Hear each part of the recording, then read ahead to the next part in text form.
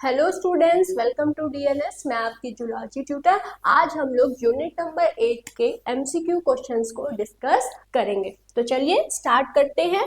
सबसे पहला जो क्वेश्चन है वो क्या पूछ रहा है कि जो वायरसेस हैं वो क्या होते हैं। सारे ऑप्शंस को देखा जाए, वायरसेस जो है वो ऑब्लिगेंट इंट्रासेलुलर पैरासाइट है, ऑटोट्रॉफ्स होते हैं, डिकम्पोजर होते हैं या स्कैवेंजर्स होते हैं। तो इसमें से जो सही स्टेटमेंट है वो है ऑब्लिगेट इंट्रासेलुलर पैरासाइट। वायरसेस क्या होते हैं?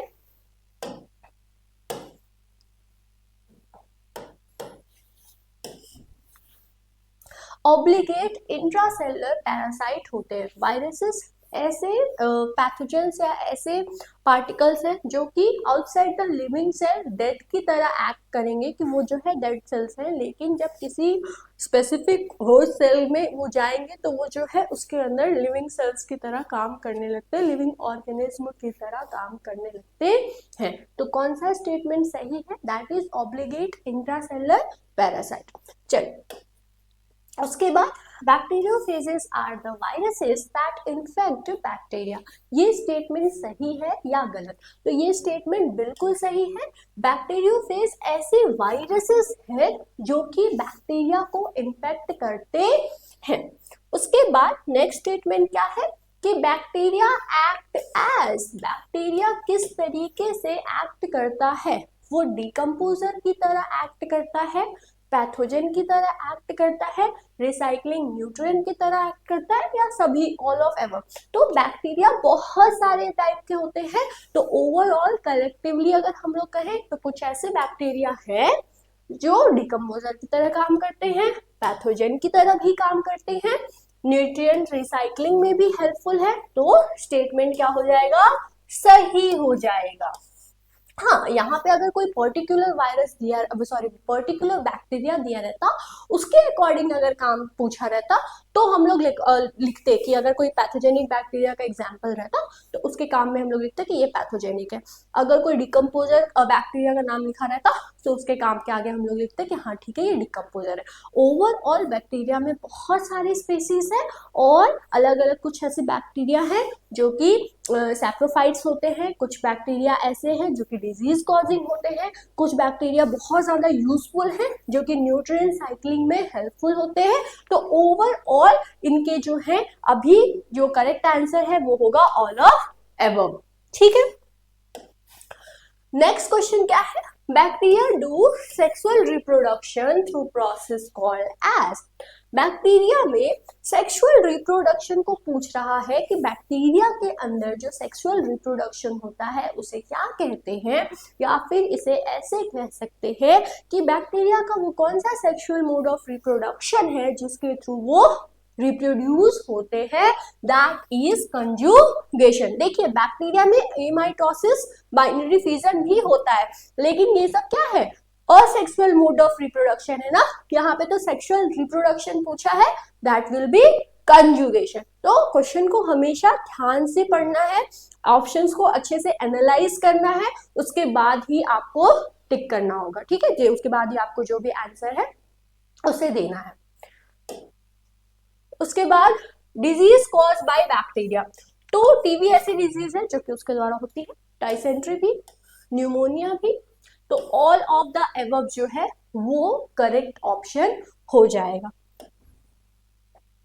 Sleeping sickness causative agent by. Sleeping sickness का जो कॉजेटिव एजेंट है वो कौन है? तो स्लीपिंग सिकनेस जो है वो ट्राइपैनोसोमा की वजह से होता है।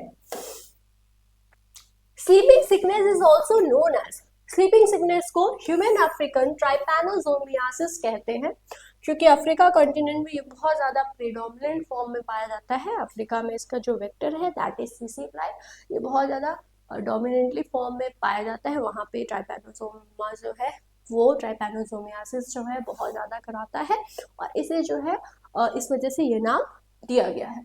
चलिए गियार्डिया सिम्टम, गियार्डियासिस जो है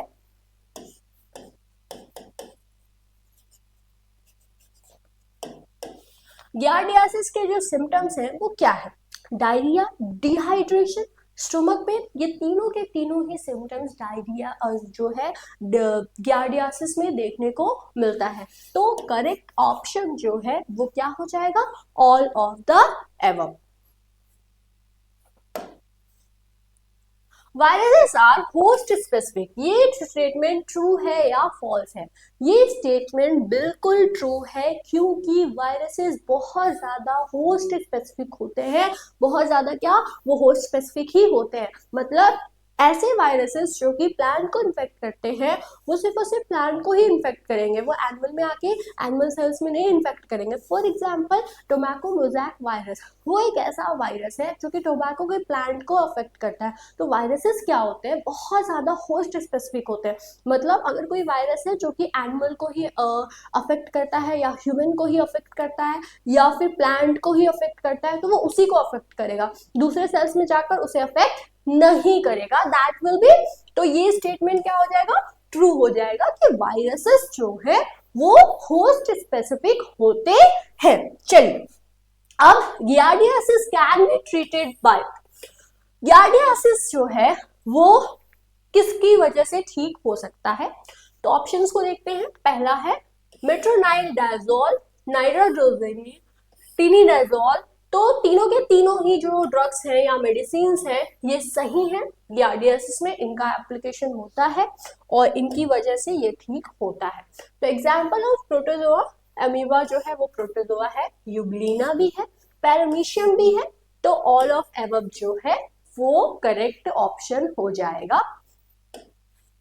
चलिए, इन ट्राइपैनोसोमियासिस स्लीपिंग सिकनेस वेक्टर इज, मतलब ट्राइपैनोसोमा जो है वो जो डिजीज कॉज कराता है, उसमें जो वेक्टर है वो क्या होता है? तो vector will be CC fly. ठीक है, जिस भी एरिया में ये वेक्टर नहीं पाया जाएगा वहां पे ट्राइपैनोसोमियासिस की जो डिजीज है वो भी देखने को नहीं मिलता है। Protein coat of virus that enclose the genetic material is called as, तो वो प्रोटीन का कोड जो कि वायरस के जेनेटिक मटेरियल के चारों ओर प्रेजेंट रहता है, उसे क्या कहते हैं? उसे कहते हैं capsid. Which of the following statement are true about virion? Virion के लिए जो करेक्ट स्टेटमेंट है वो क्या है? ये लाइटिक फेज है, लाइसोजेनिक फेज है, द वायरल कैप्सिड है, या फिर एक ऐसा इन्फेक्शियस और फुल्ली फॉर्म वायरल पार्टिकल है? तो इसका जो सबसे करेक्ट ऑप्शन है या जो करेक्ट ऑप्शन है वो क्या है कि विरियंस जो है वो इन्फेक्शियस पार्टिकल्स है, जो कि फुल्ली फॉर्म वायरस पार्टिकल है और इन्फेक्शन कॉज में कैपेबल होता है। Which of the following class of a protozoa does not generally contain contractile vacuole? मतलब प्रोटोजोआ के जो है वो चार क्लासेस हैं, चार टाइप्स हैं, उनमें से कौन सा ऐसा टाइप है जिसके पास कंट्रैक्टाइल वैक्यूल जो है वो नहीं प्रेजेंट होता है? तो वो हो जाएगा sporozoa. Trypanosoma belongs to which of the following group? तो ट्राइपैनोसोमा जो है वो कौन से ग्रुप में पाया जाता है? तो that will be mastigophora. Which class does the Morelian parasite belong to? तो Morelian जो पैरासाइट है वो कौन से क्लास से बिलोंग करता है? तो वो होता है sporozoa. Protozoa are classified on the basis of, protozoa को क्लासिफाई किया गया है किस बेसिस पे? तो जो करेक्ट ऑप्शन हो जाएगा वो हो जाएगा लोकोमोटरी ऑर्गेनल के वजह से, लोकोमोटरी ऑर्गन की वजह से। तो लोकोमोटरी ऑर्गन जो है प्रोटोजोआ के चारों क्लासेस में अलग अलग तरह के होते हैं, इन बेसिस पे प्रोटोजोआ जो है उन्हें क्लासिफाई किया गया है। सेप्टोमाइसिस जो स्पेसीज है वो बडिंग मोड ऑफ रिप्रोडक्शन को शो करता है, ये स्टेटमेंट ट्रू है या फॉल्स है? तो ये स्टेटमेंट फॉल्स हो जाएगा। बडिंग जो है इसमें नहीं देखने को मिलता है, इसमें स्पोर्स फॉर्मेशन होते हैं और उसके थ्रू जो रिप्रोडक्शन है वो होता है। तो the synthesis of new membrane material during the reproduction in gram-positive cells is formed by which of the following organelles? तो मतलब जो ग्राम नेगेटिव सेल्स होते हैं, ठीक है, इनमें जो है जो न्यू मेम्ब्रेन मटेरियल है उनकी जो सिंथेसिस है वो किस ऑर्गेनेल द्वारा की जाती है? तो that will be done with the help of organelle that is called as mesosome. तो आई होप आपको जो ये वीडियो है ये समझ में आया होगा। मिलते हैं हम लोग नेक्स्ट वीडियो में, तब तक के लिए thanks for watching this video.